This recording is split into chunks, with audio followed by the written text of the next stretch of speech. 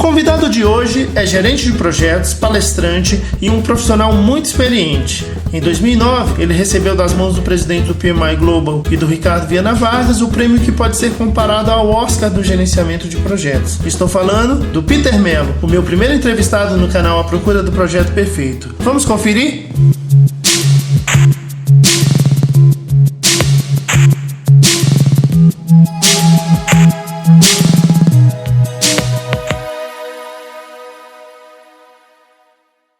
Peter, cara, obrigado. Imagina. Domingão aqui, ó.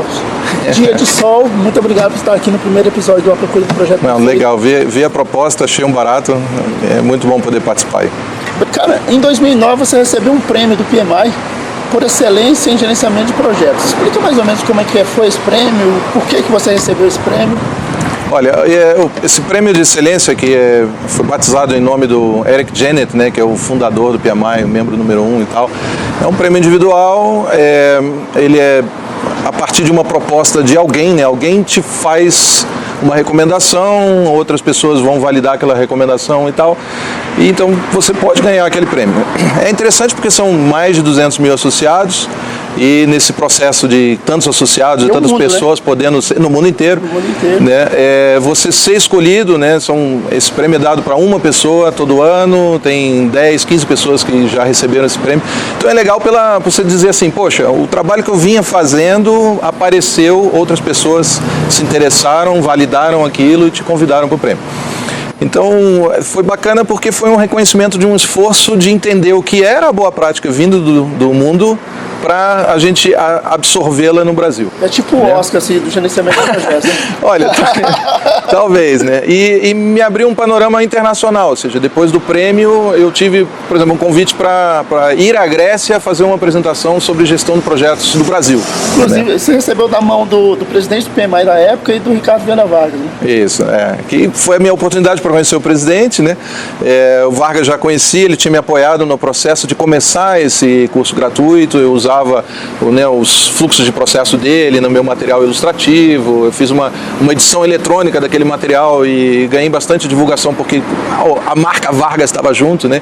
Então foi legal receber dele, que me ajudou naquele início, e do presidente do PMI que veio ao Brasil. Aí, e tal. A marca Vargas, eu brinco que eu devo algumas mensalidades, eu lembro que agora aí que eu estou devendo mensalidade pro Peter, porque na verdade a minha carreira eu usei muito material seu, cara. O Vargas, na verdade, um cara que eu admiro pra caramba, um cara genial. E também tem uma galera aí que, na verdade, construiu a estrada pra passar por cima dela, né? Certo. Então, tipo assim, você foi um desses caras. Mas quando você começou, de fato, a gerenciar projetos? Cara, olha, fui curioso.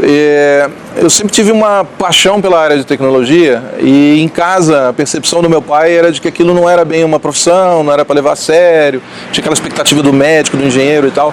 Eu me formei em relações internacionais, não tinha muita coisa a ver, né? E aí quando eu casei, saí de casa, eu quis me envolver com o mundo de tecnologia. Aí fui fazer um segundo curso de tecnologia, aquela coisa toda e tal.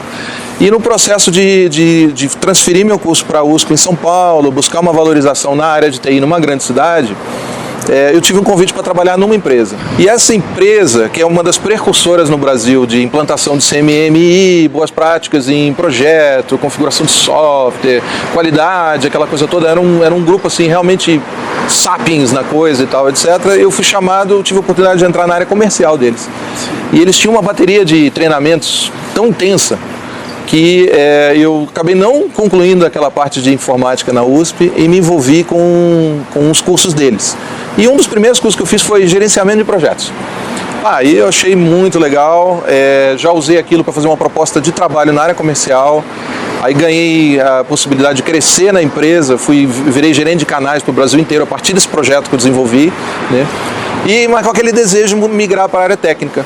Então, depois eu estudei configuração de software, que era uma coisa que eles desenvolviam bastante. Ajudei gestores de projeto a coordenar projetos sob a ótica de organização do que é versão, o que não é, quem faz o quê, qual é o bug que tem que ser resolvido e tal. Então eu fiquei muito naquela questão administrativa no mundo técnico.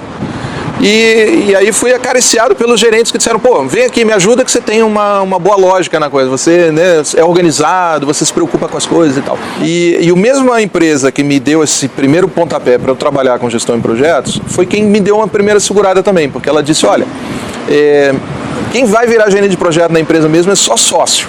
Então tinha uma separação elitizada, né? Se você é parte da empresa, você vira gerente. Se não, você é coordenador, você apoia, etc. e tal.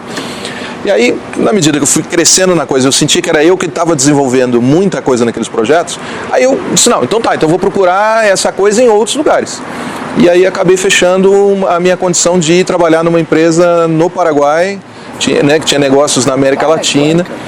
E lá, sim, eu fui desenvolver a função de gestor de projeto, né? Como que é gerenciar projetos no Paraguai? Olha, era bem diferente de São Paulo, né? São Paulo era aquela coisa, 12 horas por dia, você tem que chegar cedo, tem que sair tarde e tal, você está envolvido o tempo todo e tal. Aí você vai trabalhar com uma equipe no Paraguai, eles tinham horários totalmente diferentes para trabalhar, uma dinâmica diferente, o lado de contato com a pessoa, de intercambiar informações e puxar eles para o trabalho era bastante complicado, porque a gente começava o dia de trabalho às 9h, meio-dia a gente parava para uma siesta, quando dava 3h30, 4 da tarde, o pessoal voltava para trabalhar. 3h30?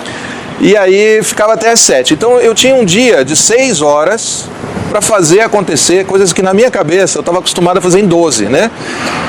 Mas, assim, era um povo ligado na coisa. Eles escutavam, eles queriam participar, eles queriam crescer junto, né? Então, aquele envolvimento, aquele desejo de estar trabalhando junto foi que permitiu que toda aquela concepção de gestão de projeto, vamos fazer isso aqui para atender a empresa e tal, etc., fosse dando certo. Então, essa parte foi muito legal. Depois você foi para o Uruguai? Não, essa empresa, ela tinha negócios em todo o Paraguai e eles tinham contatos no Uruguai. Então, parte do trabalho que a gente fazia relacionado a centros de chamadas telefônicas, terminação de chamada, etc. e tal, a gente usava tecnologias de um parceiro uruguaio, né? Como é que é gerenciar projetos no Brasil, no Paraguai e no Uruguai? Pois é, a parte no Uruguai era um pouco mais simples, porque eu era o demandante e eu tinha então um fornecedor que atendia uma necessidade de gestão, de fornecimento de serviço para aquele projeto que eu era o gestor. A questão do lado paraguaio era a de interação com as pessoas e a questão da comunicação às vezes era mais difícil. A gente tinha o portunhol, eu e eles também, eles se esforçavam bastante com o português, eu me esforçava bastante com o espanhol, mas tem até uma história muito legal, assim, engraçada, né? Que a gente ia lançar um software que ia ser distribuído no país inteiro. E a gente disse, vamos contratar um designer para ele fazer a mega de uma tela, uma mega de uma apresentação desse software para a gente chegar rasgando no mercado com esse software. Ah, tá bom. Aí contratamos um especialista argentino, aí ele veio e tal, sentou com a gente, ouviu o que a gente queria descrever. Argentino. Então você tem... tinha um fornecedor argentino. E ele ouviu, escutou o que a gente queria e tal, e eu expliquei para ele, olha, eu quero uma tela de um software que faz isso, tem tal característica e tal. O cara se trancou no mundinho dele uma semana e tal, aí voltou com desenhos em nanquim. Ele fez a tela do computador desenhada em daquela folha de papel vegetal e tal, aquela coisa. Eu olhei o software e disse assim, pô, mas isso parece um tapete persa. Esse cara tá maluco, como é que você faz um software com cara de tapete persa? Aí ele disse, mas eu tenho outra proposta. Aí ele me mostrou outra e tal. Eu disse, pô, mas isso aí é a bandeira jamaica, é um pedaço de pano. De onde esse cara tirou essa ideia? Não deu certo. Aí tô conversando com o dono da empresa e ele falando assim comigo, poxa, mas o que você pediu para ele, já que ficou tão errado? Falei para ele, olha, eu queria uma tela no software assim. Ele disse, mas você falou em português ou em espanhol? Eu falei, em português. Então, Pedro, a palavra tela para o argentino significa tecido. Você tinha que ter dito pantalha. Cara, na hora que eu ouvi a palavra tela igual a tecido, eu falei, esse cara é um gênio. Porque ele conseguiu pegar um software e transformar ele em cara de tecido. Era um sofá, ele era um tapete persa, era uma bandeira, etc. Tal. O cara é um gênio. Eu digo, não, então vamos recontratar ele, vamos pagar um extra e ele vai redesenhar a tela do software. O software terminou lindo, foi um sucesso a interface do software no final das contas. Paraguai, Uruguai, o fornecedor argentino. E o gerente brasileiro. Gerente brasileiro.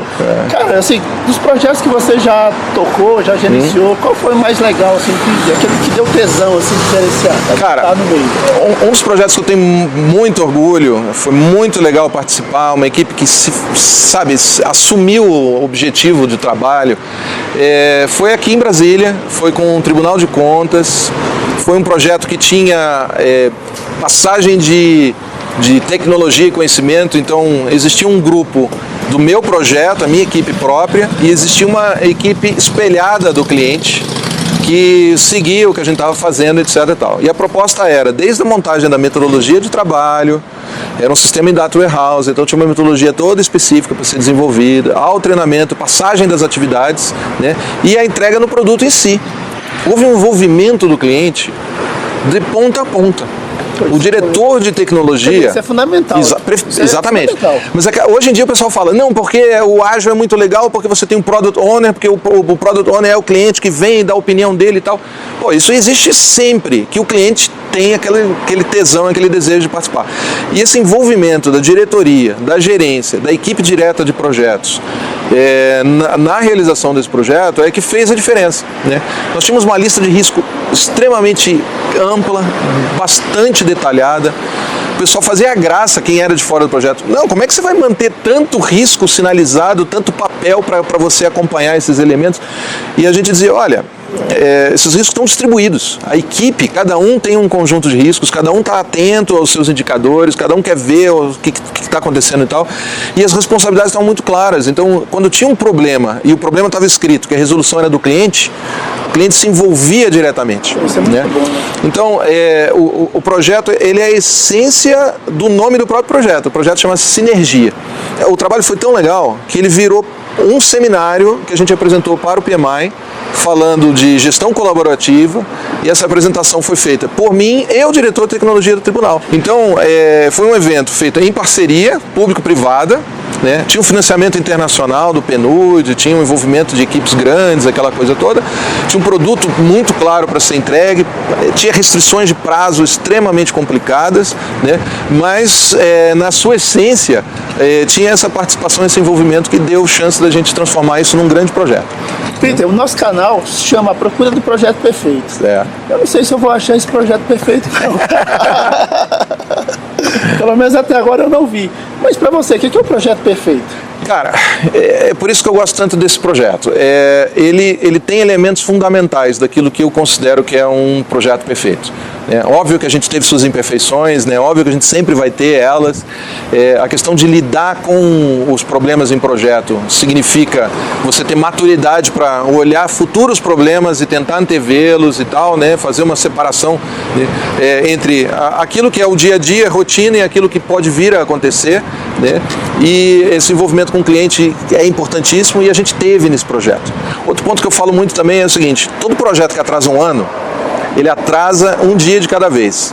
Então você tem que ter esse respeito pelo dia, sabe? Não é aquela coisa, aqui passou uma semana, tá tudo bem, passou outra semana, tá tudo bem. Não, a gente lidava com as dificuldades do projeto dia a dia. Quando nós tínhamos um deslocamento, a gente cuidava dele do início, né?